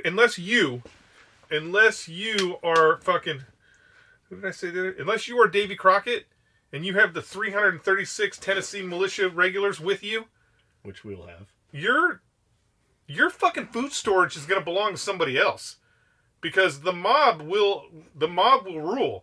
So, get you a A-10 and a big ass fucking minigun that you can pivot in your front yard, or be prepared to be somebody's bitch, because that's the way when the cookie crumbles, that's the way it's going to crumble. Or some high ground and some fucking watchtowers. But even still, man, high ground and watchtowers is going to be, it's kind of like the tank thing. There's always going to be somebody. If it comes to the time we got to use the watchtowers, we'll already have dudes outside the wires. Just think about what you're actually preparing for. I mean, if you're preparing for the collapse of the United States, I mean, you better live in a salt mine. If you truly think the collapse is coming to the United States, you might want to leave the United States. Well, find a nice island somewhere. Yeah, here's the thing. Unless you're on Lolita Island, when we go, the whole world's gonna go. So there's not gonna be anywhere maybe some West African village somewhere where they're gonna be like, what are all those fucking mushroom clouds? But when we go, the whole world's going. I spent years. Costco was kind of like where we started when we moved here, right? We moved here, and I didn't have a bunch of preps when we moved here. I mean, we brought a lot of shit. We brought trailer loads of stuff that people from the outside looking in thought probably that we had a lot of preps. But I didn't have like a bunch of protein stored and stuff. So the fastest protein you could get was canned chicken, canned tuna, stuff like that. Where's the best deal on that? We were buying flats from Costco, and because we were storing it, we wanted to buy whole cases. Well, Costco, you can buy whole cases. Try going to Walmart and buying cases of anything. By the time it's on the shelf, it's already cut open. The box is all over the place, and we're trying to store this shit on shelves. The first house we moved into Tennessee had a big basement. It was over 2,000 feet. One entire long wall of that basement was all wooden shelves. We filled that up pretty fast. Every week we were going, and I was spending $1,000, $2,000 at Costco. I would literally go to Costco, and it started off buying some of this, some of that, but eventually we would go to Costco and I would buy 2 whole shopping carts or 2 flats full of salmon or tuna or chicken. Well, you fast forward, I mean, we lived in that house for 8 years. That basement had some humidity, even though we were running dehydrators. Yeah, a lot of them. Like, there was a lot of surface rust. Jeff can tell you, we threw away fucking between $10,000, $15,000 probably worth of just canned meat, just because of the expiration date. We still have a lot of that stuff here. We open it up occasionally. It's fine. It's out of date. Would I eat it? Fuck yeah, I would eat it. But some of it, that was not the case. Like the chicken. The chicken did not store like the tuna did. I'll tell you what, even still, the cats. 5 months? At least 5 months. That's all I was feeding my cats, and they had no problem with it. He has wild feral cats. Yeah, that's all I was feeding my cats was fucking. We were feeding it tuna, chicken, all that salmon. We had so much of it that it took too long to actually open it to feed the animals here. So every few days we'd rip a few open, a bunch of them, and just dump it out in the pens for the chickens and the ducks and the geese and everything to eat. But like we still cycled it through, but that's money that just fucking I'll never get back. It turned into shit up on the fucking barnyard. So we just kind of switched gears. So we moved everything from there into Mountain House, Provident Pantry, shit like that, freeze-dried stuff. We know for a fact right now, there's dudes opening cans of that shit that's 30 years old. Yeah. I personally open cans of that stuff from the 50s and 60s in the last 5-6 years, and that shit was fine. Yeah, canned food is awesome. Yeah, those number 10 cans, and then you got the thing with number 10 cans. If you're just starting in this stuff, number 10 cans might not be the way to go. Get a smaller can, or get some kind of sealable lid, or have a means to put it in a jar with O2 absorbers. I mean, I set up a wholesale account just to get fucking Mylar bags, 6-7 gallon Mylar bags, and O2 absorbers. I mean, when I bought that shit, I bought thousands of dollars worth of that shit to resell it. It just became a hassle. Like, we had it on the website. We were selling that stuff on our website. It just became a hassle to do it, so we turned it off and just kept all that shit. So, I mean, we have all that. Like, James set up a whole fucking canner. I mean, he had shit to seal number 10 cans, the whole deal. Mormon facilities, if you have access, during the big, when the Doomsday Preppers were going, everybody wanted to come, so they kind of turned it off, and it was only Mormons. But you can go in there and buy that shit, and you just have to help fucking can it. I've been there several times and never had to help can it. I just bought my shit, put, 6 cans to a box, and bought what I wanted and walked out. Or you can, volunteer and bring some friends and can some shit up, and then it sits on the shelf, and then I think you get a little discount with it. But there's a lot of ways to do it. But remember to fucking live your life. It's fun when you're starting, getting all that shit in a mass. And I mean, I'm looking at a Rubbermaid container that probably has 40 deodorants in it. I'm looking at a bunch of folding lid bins with tons of fucking tampons and pads, and I mean, you name it.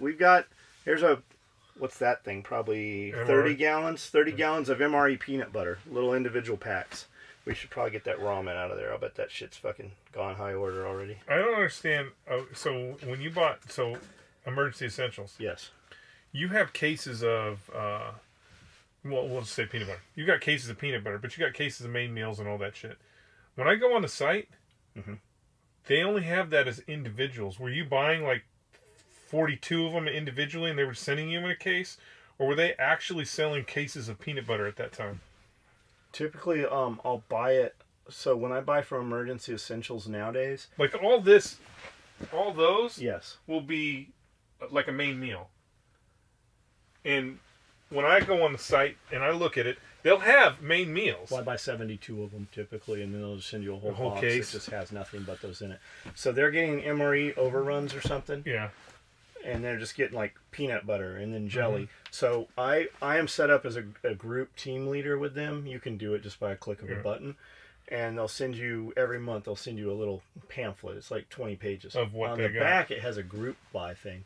So when you do the group buy... like, you get 40, almost 50% off of shit. So that's the best way to buy the protein. I buy, like, hamburger crumbles and sausage crumbles. And when you buy 6 cans come in one of these cases. Yeah.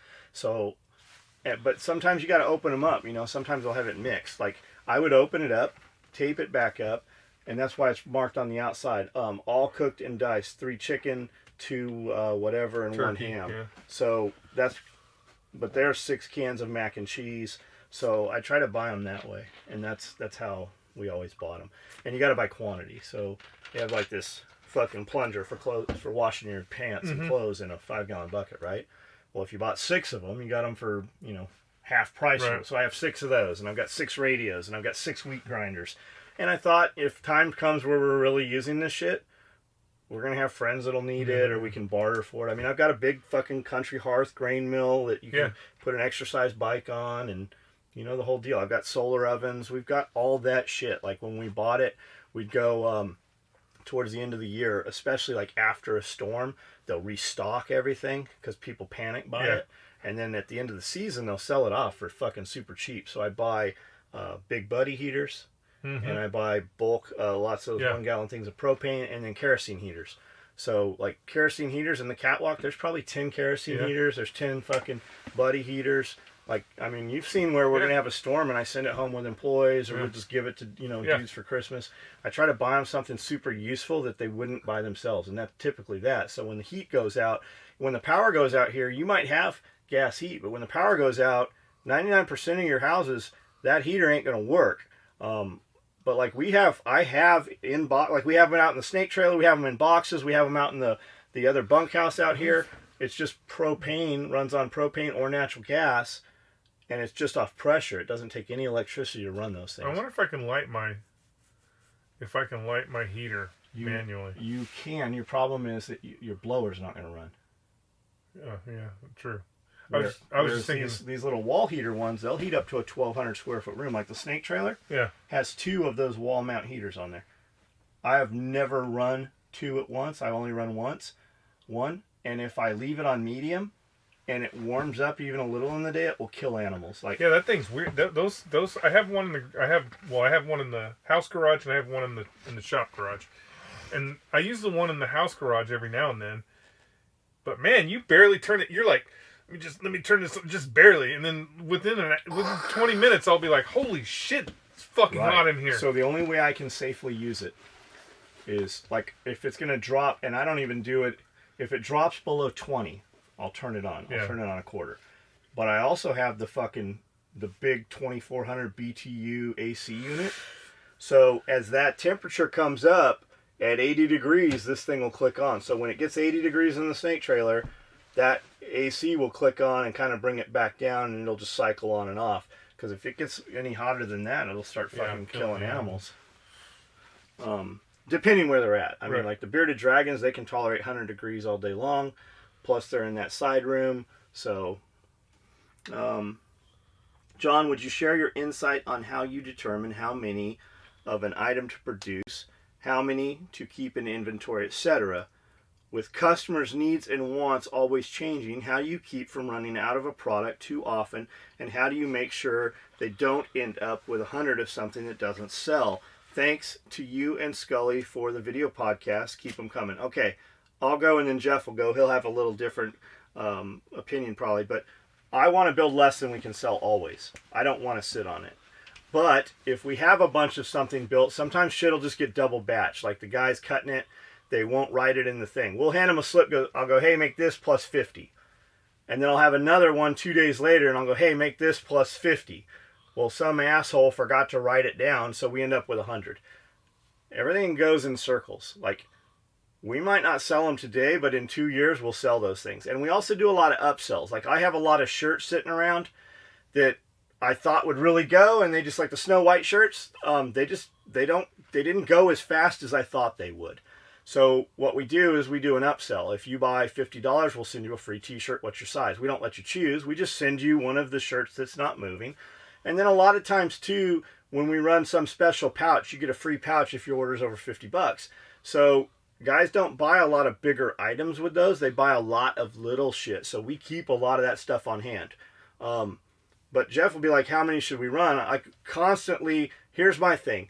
Honda, I don't know now, but like in 2005, you could buy like a 1996 Honda Nighthawk, a 400 Hawk, motorcycle, brand new in the crate for like $2,500, three grand, brand new motorcycle, over 10 years old. Honda makes a bunch of shit, and then they just fucking keep cutting the price until it moves. KTM, they want to make one less motorcycle than they know they can sell. Go to a KTM dealer and try to buy last year's fucking motorcycle. It's not fucking there. So that's kind of, I looked at a long time ago. I said, I want to be like Triple Lot Design, Tad, when Patrick was running it. Hit it, quit it, on to the next thing. They were making hoodies, right? I got dudes that look at these hoodies right now from Katanica, these jackets. They're like, $500 for a jacket? Who the fuck's buying a $500 jacket? Not you. Not you. Have you lost your mind? Fucking Tad was selling $500 jackets fucking 20 years ago. Yep. And they would literally, you would see people all over the fucking internet talking shit. You know what they were saying? They were mad because they couldn't fucking get one. Yeah. They're fucking, why don't they make some more? They should just fucking grow their business. Yeah, motherfucker, why didn't you start a business and compete against them? Because it's not as fucking easy as you think it is. I get that all the time. You guys should hire some more people. You should fuck off and go start your own business, you little cunt. Like we. I love the competition. We would grow faster than anything if we had somebody to battle with. Dudes stopped wanting to fuck around with us because we would fuck them up so bad. So I want to build a little less. So that's what you see now happening. Somebody right now, when somebody wants something, I just saw ATAX IX. They're sitting on the floor out there. ATAX IX round duffel bags. on the wall. You got to take a picture. Awesome. Somebody sent an email, goes, hey, will you build some? I'm like, sure, I'll send you an email. So what do? ATAX IX, we can sell them. They're cool. We're not going to sell a ton of them like we would Typhon or Multicam Black. So build me 12 extra. So we're going to just 12 because I know they're going to sell. Like by tomorrow or Wednesday, those are going to be gone. And then there's going to be more drive for them. Whereas if I had a picture of 100 of them, there's not an urgency. I do that all the time. I'm like, man, I want to buy this thing. Amanda's like, buy it. And like there's one of them in an antique mall or something that we go to. And I'll walk in the next time and I'm like, man, I want to buy this thing. She's like, why don't you get it? You keep looking at it. I go, because there's no urgency. It's been here all this time. I'll be here when you come back. Yeah, I'll just wait. And I just, like, I've made offers on shit. I've seen stuff for like $1,200 and I know for a fact it's been there 6 months. I'm like, I'll give you $400. They're like, $400? Fuck you. I'll take 6. I'm like, good, because 6 is actually what I wanted. I just figured I would start at 400 because there's no urgency to it. And that's what our shit is. When we put a photo up and we tell guys want to haggle or him and haw, I love nothing more than telling a dude who asks about some shit and then 4 days later he's like, are these really sold out? Yeah, they sold out in 5 minutes. I love nothing more than telling a guy, if you wait, they will be gone. And then him come to get it and they're actually fucking gone.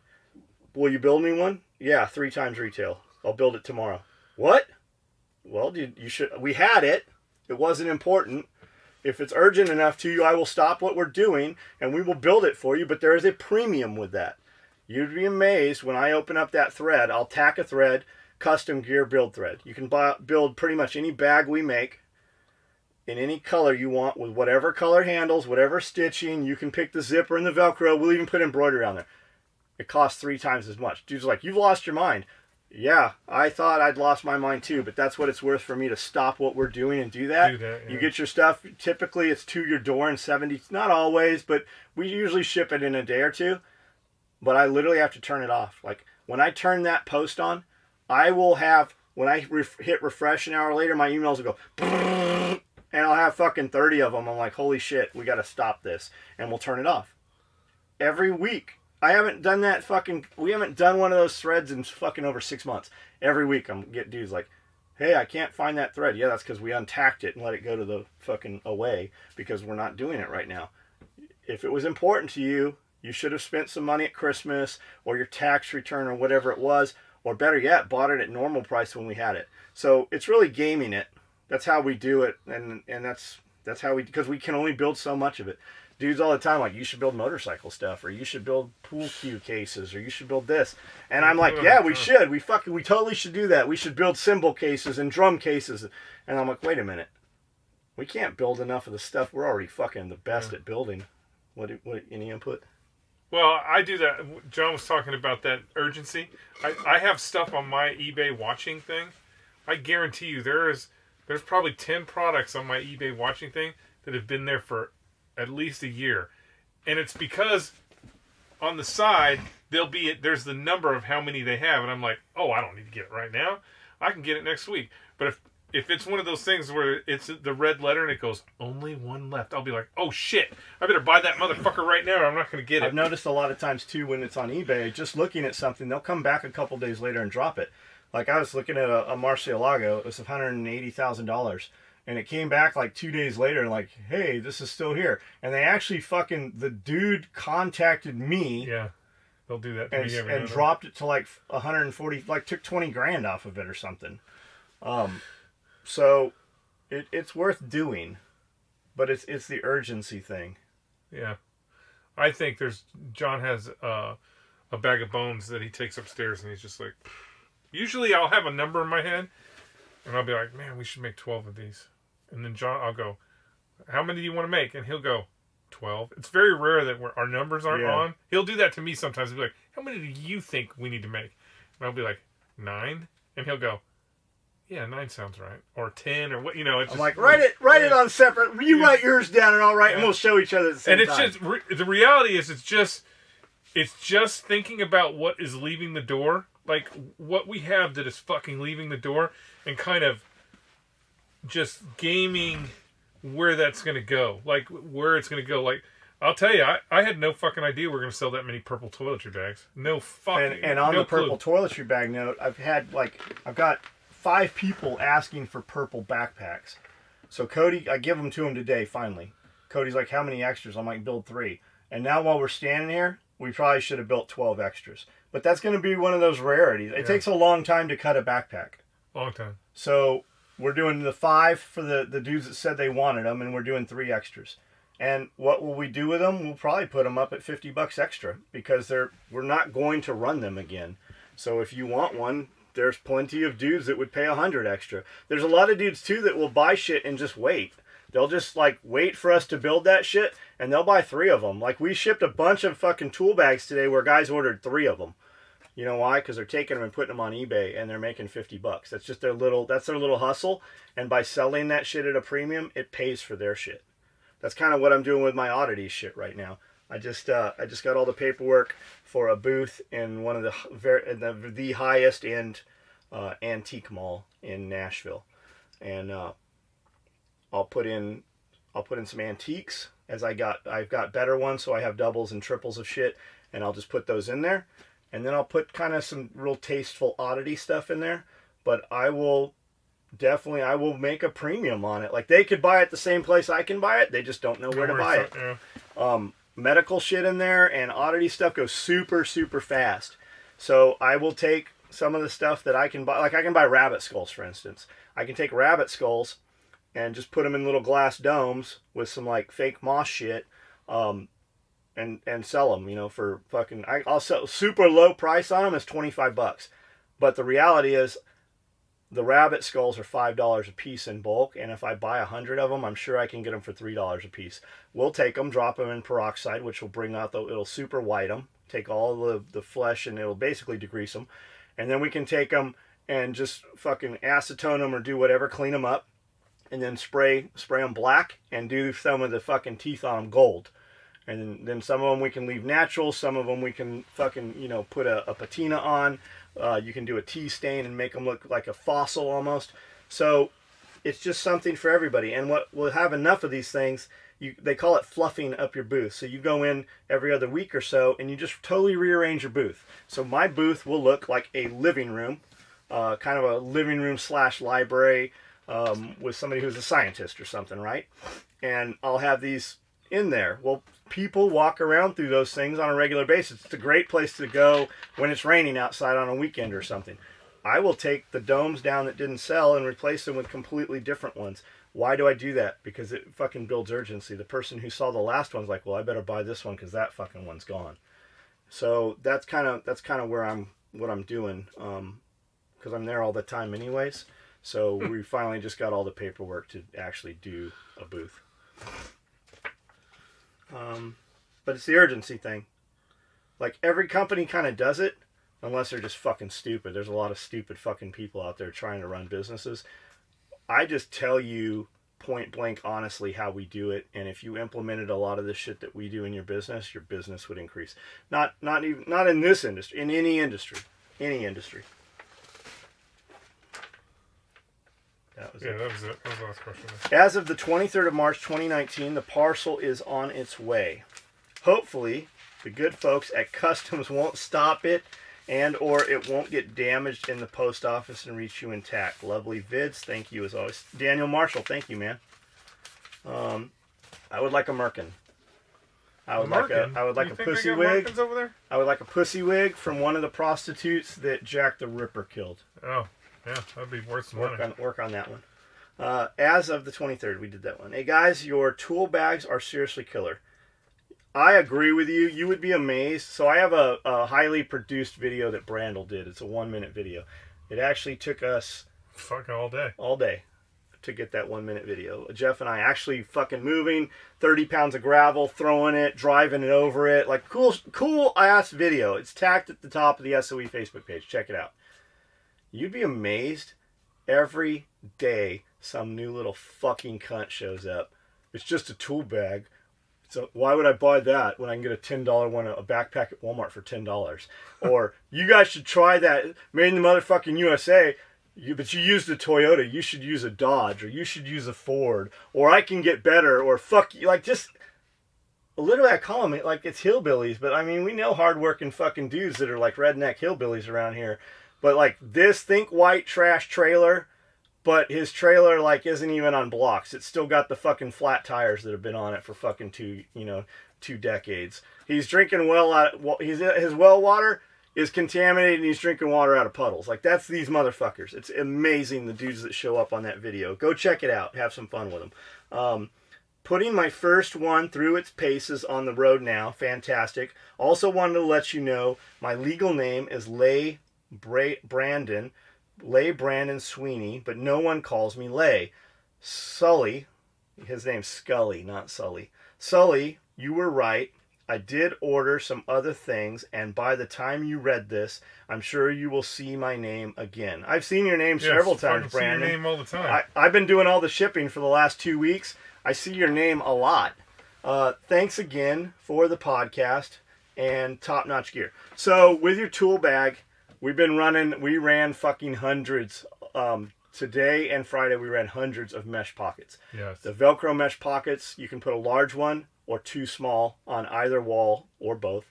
And tool bag organizers. We're running them at a number I've never seen us build them at before. While I'm thinking of that, thank you for ordering, and the tool bag is a great gateway drug. While I'm thinking of that, I think we are about to bring in a big automated quilting machine that basically does a grid pattern that looks like a topographical map. That's actually one of the programs that's in the machine. So what we're going to be doing is woobies. I think we're going to do some poncho liners, and I can program the long arm machine to do a big combat cock so we could just sew it on our patch panel, for instance. So there's a company out there making multicam quilts. Cool enough that I reached out and said, hey, I would like to buy some of these to give to some of our higher end customers and then look at resale in the future. I want to buy 24. And he basically said, fuck off. We can't build them. And I almost replied, look, you want to figure out how to do this, dude, because the last thing you want is me buying the fucking equipment to do this, because when we do it, we're going to do fucking hundreds a week. And I just thought, well, fuck it. Well, it's weird. I had mentioned it to somebody this weekend, and lo and behold, a couple videos came up, and I started looking at it, and the machine is $15,000. I found one at 12:30 at night. Like I tell you guys, you got 5 seconds to move and react on something. 5 seconds or it's not going to happen. At 12:30 at night, I'm sending messages to my sewing machine dude. He got back to me at 12:45. He's like, yes, this is the machine you want. Yes, it's fucking pretty much runs itself. Yes, you can build it. So what we're looking at is thin material, like clothing material, batting, like you would use in a quilt. There's different kinds, different thicknesses, different sponge tensions, resistant tensions. And then this machine basically just fucking sews a quilt all over it. Sews the thing. I could implement that on patch panels, which would put a fucking super cool pattern on there. It could be a giant combat cock. It's not really an embroidery machine, but I can program it to follow the same path 3 times, so it would be like embroidery right there where the cock is. We could put SOE in the corner. We can do a lot of shit. It's automated. It has I want to say it's a, 12-foot throw or something? It's fucking crazy. It's a big, it looks like a plotter with an arm on it. So we're looking at that, which is pretty cool. We're looking at some lasers. I need to reach out to some dudes that have them. We're looking at a marking laser. We're doing metal. We're looking at a laser to do plastic buckles so we can put like our logo on our buckles and shit. And then we're looking at a laser to actually cut Cordura with, just to implement into some different products that we're looking at doing. I don't know why I went off on that. No one calls me Lay. Baby Shark copied directly off the interwebs. Baby Shark do do do do. Do, baby. No, that's wrong. You got the wrong one, Ron Swanson. Try again. Oh, shit, look. Holy shit. That's a lot. Whole page of Baby Shark. Finally, Baby Shark. Finally ordered my first item from you guys. Ordered a Stingray skin wallet, which I shipped 2 of today. Those were the last 2 that were online. We actually have 1 left. I put it online today. So when you hear this, it is the very last one we had. Yeah. Dealing with the company, it took us over 6 months to get them. There was a big fuck up. We sent them back. We actually refused them. We probably won't ever do Stingray wallets again. That'll be the last one. So if you want one, Can't wait to get it in the mail since my old wallet is getting damn worn out. Sorry for the small order. I need to buy more stuff from you guys. VMC Wolverine. You don't need to buy more shit from us. Just fucking participate here. And if you're not in a position to buy more or whatever, just refer a friend, man. Just tell them about it, this fucking crazy ass company and these dudes that stand here and do this podcast. Just every episode, that's what we ask. Every episode, if you laughed or you learned something, just send it to a friend, man. Send it to somebody who hasn't heard of us. Just send them a link and go, hey, listen to this. Like I send shit to Jack Spearco all the time. I'm like, hey, check out this. This is what I want you to hear at minute 20. He comes back and he's like, man, I listened to the whole thing. Fucking awesome. Like, just tell them where you want them to go and what you want them to hear, and if they like it, they'll listen more. We're at an hour 50. Let's just, are you done? No, I'm just letting you know. Space will go to the Navy. Space is under maritime law. I say this regretting it being Army. Thanks for what you guys do. Fuck the haters and keep winning, John. I mean, every space movie, it is the Navy. I don't know why that Trump which is pretty much why I'm Space Marines. It is the Navy. Yeah, I don't know why Trump is kowtowing to the Air Force. I mean, it should be the Navy. The Navy should be running the Saratoga battle cruisers. Maybe he just wants them to. Maybe he said Navy to see how high everybody else is going to jump. Like, yeah, see, it said Air Force. You'd be amazed at what could be fixed, salvaged, or redeemed just by effort. You know?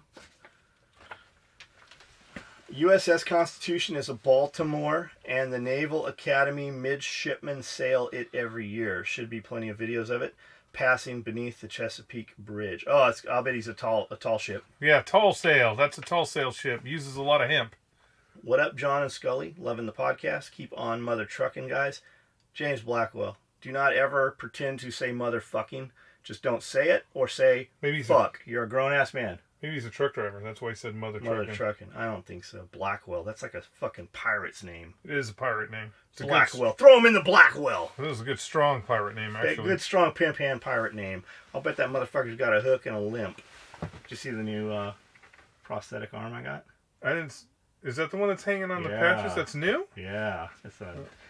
It has a lot of stuff it does. It's got a little thing you pull. I saw it. I thought it was the arm. It does a lot of shit. I saw it. I thought it was the first one you got. That was a child's one. Oh, so this is an adult one out here? Yeah. Huh.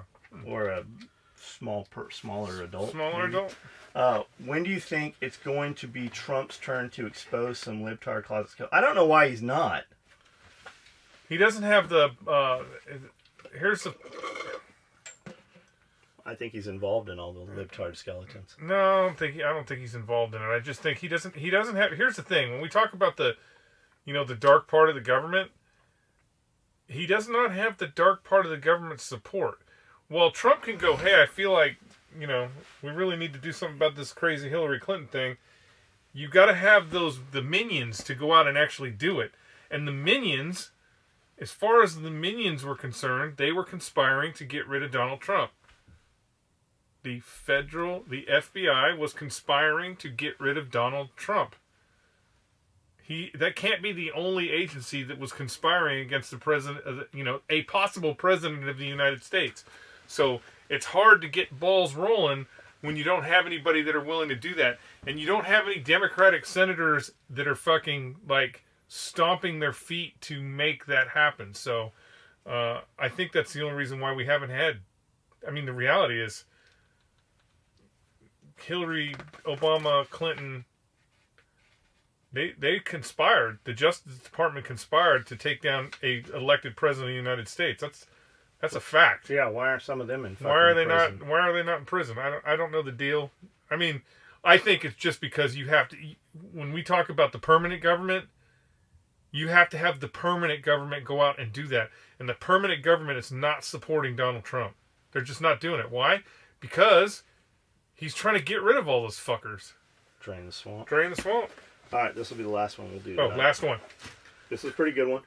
John, what is the purpose of your pond? Fish, irrigation, etc. Looking at getting a couple 100 acres, and would also like to hear your thoughts on timber production. Okay, Clint. So the pond started the upper field. We got this tractor, which was not nearly enough tractor. It's a 35 horsepower John Deere. It came with a box blade and a front bucket and a bush hog. We really bought it to bush hog. It came on a trailer. Come to find out the trailer was homemade. We definitely wouldn't haul the trailer any distance. Although we're going to use it to pick up a bunch of gym equipment 15 miles up the road. That's not an issue. So I didn't really know how to use the box blade. I wanted to kind of level the upper field, which I think we did a pretty good job with. It's all flat now. We brought in 12 dump trucks worth of cow pasture. It was all just fucking almost like granite, like it was rock up top. It was rock. Nothing grew there but a few pine trees. There was an old fallen down house on the property. We brought in big excavators, ripped out all the shit trees. We left almost all of the pine trees in place.